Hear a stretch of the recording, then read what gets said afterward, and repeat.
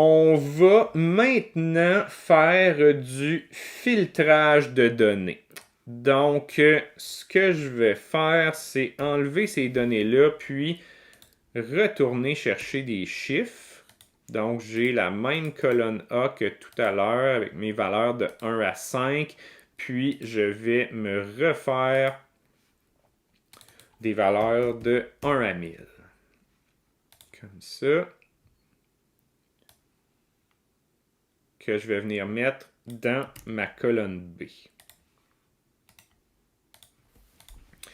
Donc, j'ai des valeurs similaires à ce qu'on avait tout à l'heure. Et là, on va s'en aller toujours là, dans l'onglet Données. Là, on a travaillé avec les boutons là, pour faire du filtrage, du triage. Maintenant, on va travailler avec les options de filtrage.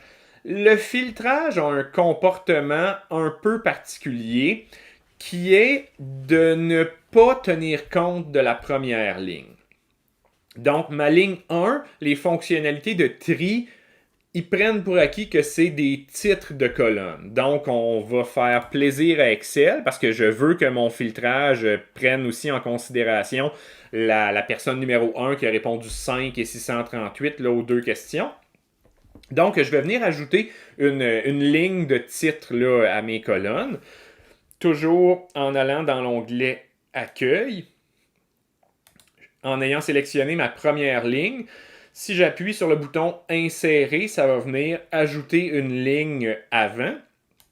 Donc, c'est venu me mettre une ligne vide en haut. Puis là, je vais donner un petit nom à ça. Ça va être question 1, puis question 2. Donc, on prend encore pour acquis que 100 personnes ont répondu à deux questions, question 1 et question 2. Ensuite, une fois qu'on a fait ça, puis là c'est important, là, comme je le mentionnais, là, si on ne fait pas cette étape-là, ben, le 5 et le 638 ne seront pas inclus dans le processus de filtrage. Donc le filtrage va commencer à la deuxième ligne. Je viens sélectionner mes deux colonnes, donc toutes mes données, et là, je retourne dans mon onglet Données de tout à l'heure, où se trouvent mes fonctionnalités de filtrage. Donc, j'appuie sur le bouton Filtrer, qui est un entonnoir. Là. Et là, l'interface pour le filtrage, c'est une interface qui est très discrète dans Excel.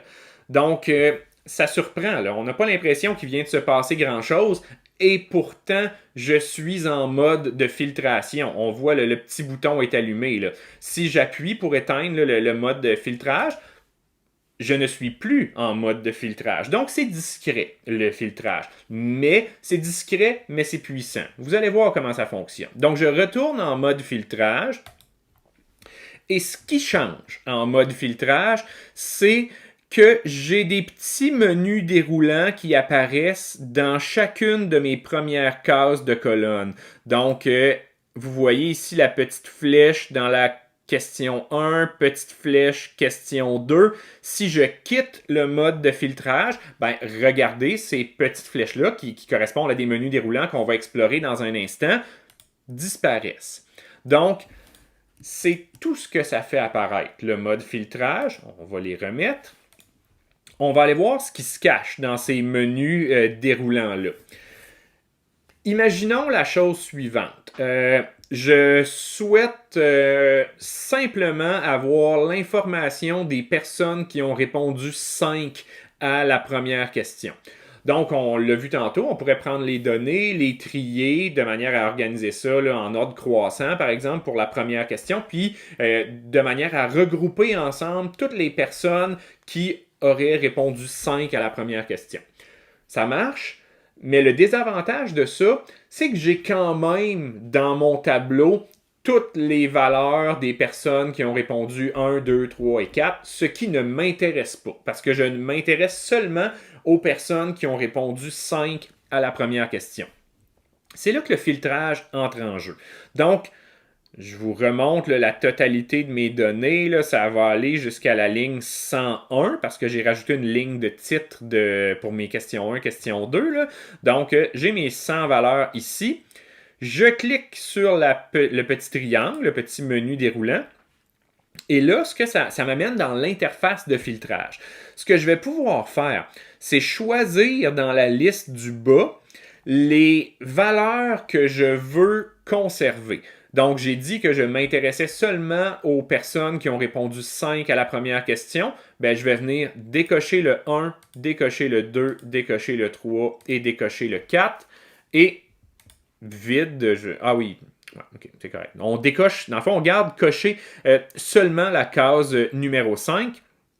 Je vous montrerai là, dans un instant pourquoi là, le vide est là. Il y a moyen de l'enlever. J'appuie sur OK et là, la magie de Excel opère.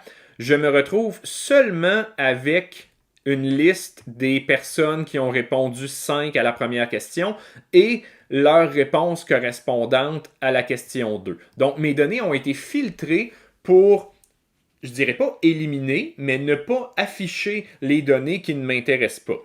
Deux choses importantes. J'ai mentionné il y a un instant que les données des personnes qui ont répondu 1, 2, 3 et 4 à la première question n'avaient pas été éliminées. Elles sont encore là, on peut les retrouver, il n'y a rien qui a été effacé. Deuxièmement, si vous remarquez, les numéros de lignes sont devenus en bleu.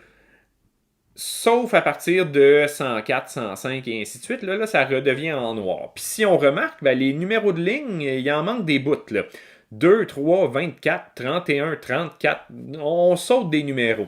Fait que l'interface de filtrage, ce qu'elle fait, c'est qu'elle conserve le numéro de ligne original. Donc, ma personne qui a répondu 5 à la première question et 608 à la deuxième question, dans le tableau de données original, elle sera à la ligne 24.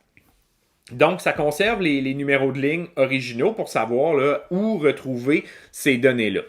Puis tout à l'heure, là, ben, je mentionnais que les données n'étaient pas perdues. Ben, il n'y a rien qui m'empêche de retourner dans mon petit menu déroulant de question 1 ici, puis de me dire, finalement, je veux les personnes qui ont répondu 4 ou 5 à la première question. Ben, je vais cocher 4. Donc là, j'ai 4 et 5 qui sont cochés. J'appuie sur OK. J'ai toutes mes réponses de gens qui ont répondu 4 ou 5 à la première question. Et les valeurs de la question 2 correspondantes. Donc, le filtrage permet de mettre l'accent sur des portions de données qui nous intéressent en n'affichant pas nécessairement la totalité des informations.